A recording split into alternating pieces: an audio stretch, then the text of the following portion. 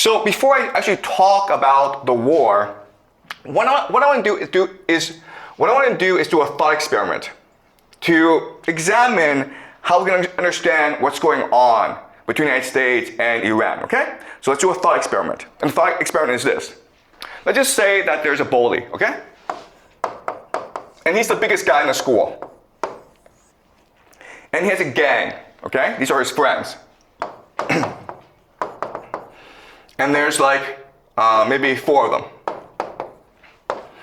And so what they do is they basically prey on everyone at the school, okay? And there's maybe 100 people at the school, right?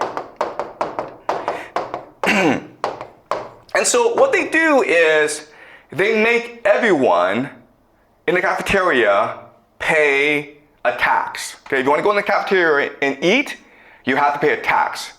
Maybe $1, who knows, okay? And the friends of the bully go collect the tax and then give him all the money, okay?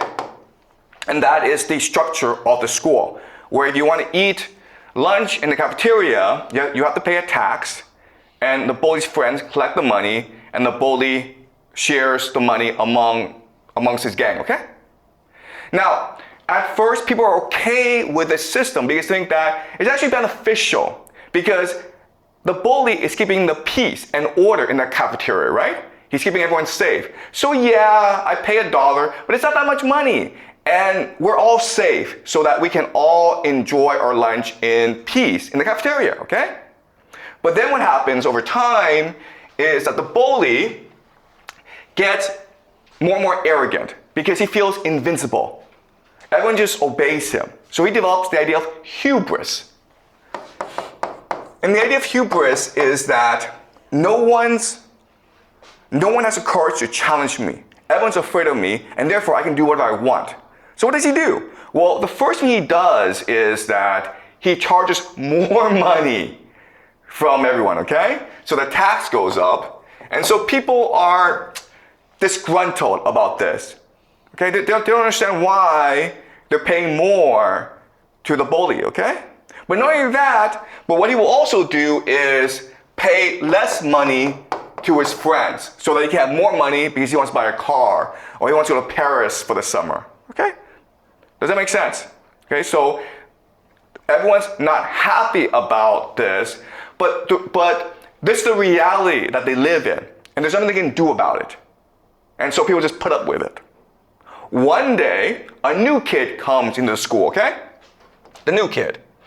And he doesn't really understand the rules of the game. He goes to the cafeteria, and he doesn't know he's supposed to pay a tax, right? So the bully's friend comes over and says, hey man, where's $1? And he's like, what $1? I just got here. And he refuses to pay. And so what they decide to do is teach him a lesson by ostracizing him, by making him sit alone by himself in the cafeteria. Okay, you have no friends because you don't know the rules and you refuse to play along. And the new kid is like, I don't care. I'm happy not having any friends. Okay?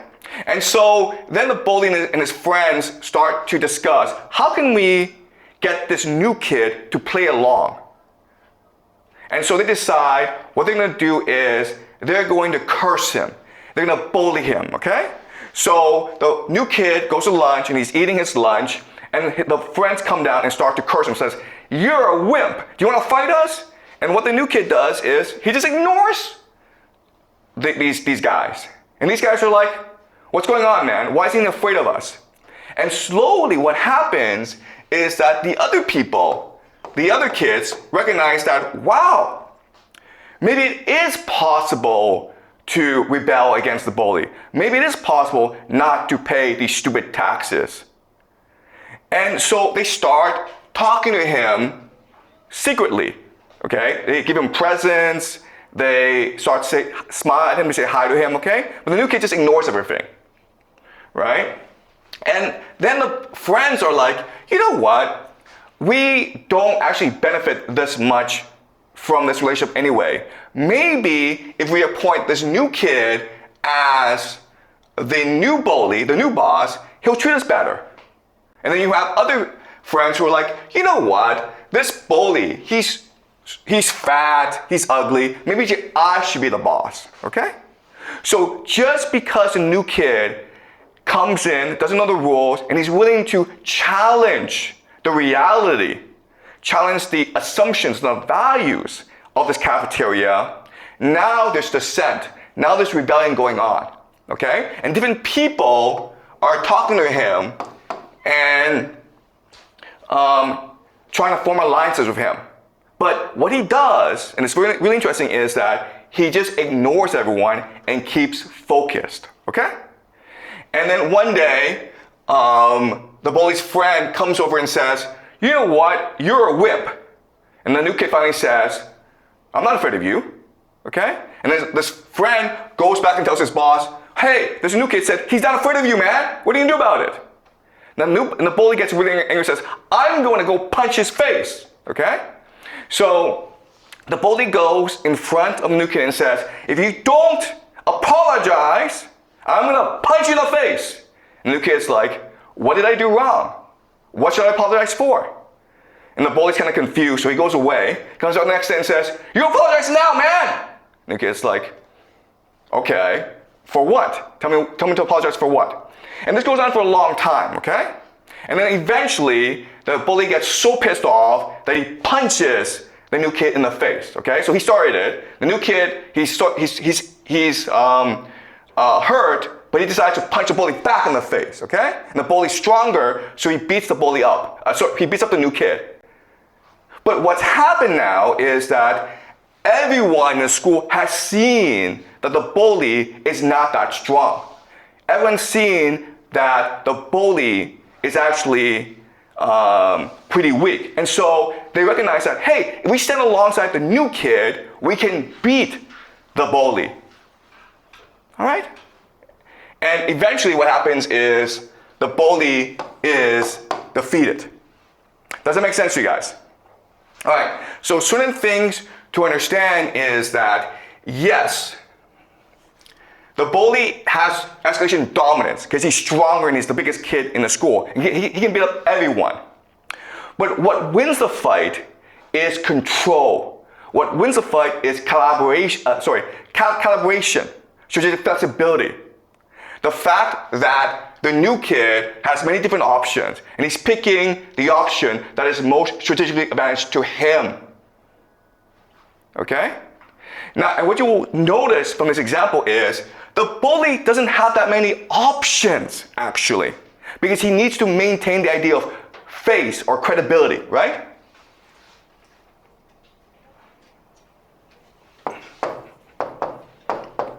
This is the essence of his power. His power lies in the fact that if you do not listen to him, if you do not obey him, he will come and beat the crap out of you. Right? That's credibility. And but the moment that you show that it's actually not that big of a deal to be punched by him, he's not that strong, then he loses all credibility. Okay? Which means that he either retreats or he's forced to strike harder, to kill you, okay, to maintain his credibility. So another way of saying this is that by calibrating your movements strategically, you can manipulate the bully into self-destruction. Does that make sense to you guys? All right? Any questions? Okay, so that's a theory, all right?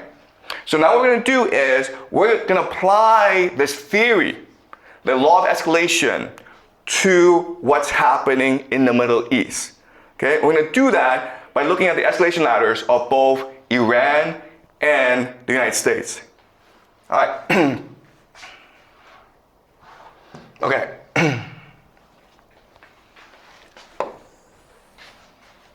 This is the US. This is Iran. Okay. So let's look at their escalation ladder. So the first thing the United States does, of course, is something called decapitation. What is decapitation? Decapitation is like, I just kill your leaders, you don't have any more leaders, and therefore you don't know what to do, and therefore you surrender, okay? That's the first thing the US did. It didn't work. So now what the United States is doing is attacking military targets, air defense. and military bases, okay? That's the second step. And the idea is that you beat the crap out of the military so they surrender. But that didn't work either, okay? So then what you do next, of course, is economic embargo, where you basically prevent Iran from trading with the world, right? Prevent Iran from selling oil to China, basically, by blockading the seas. And the idea here is that if the government doesn't have any money to pay its soldiers will just not fight, okay? But that's not working either. So then what you do, of course, is you attack civilian infrastructure, okay? Which is primarily water and oil. So you may have seen the news that the Israelis attacked an oil depot in Tehran. And now if you look at pictures of Tehran, it's all black, okay? And this is a war crime, or this goes against international law because you're attacking civilians. But that's what you do when you feel as though you need to apply more pressure to win this war, okay? And so you can keep on escalating. And then what you do is that now that you've attacked the civilians and they still refuse to surrender, what you do now is you use secret weapons.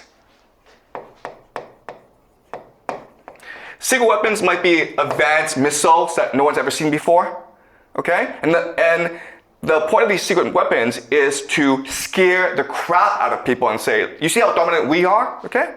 If that doesn't work, then what you do next is use biological and chemical weapons, okay? Biochemical weapons. Doesn't work either? Then, guys, nuclear weapons. All right? So what's really important for us to understand is that you must follow this escalation ladder if you are to use nuclear weapons.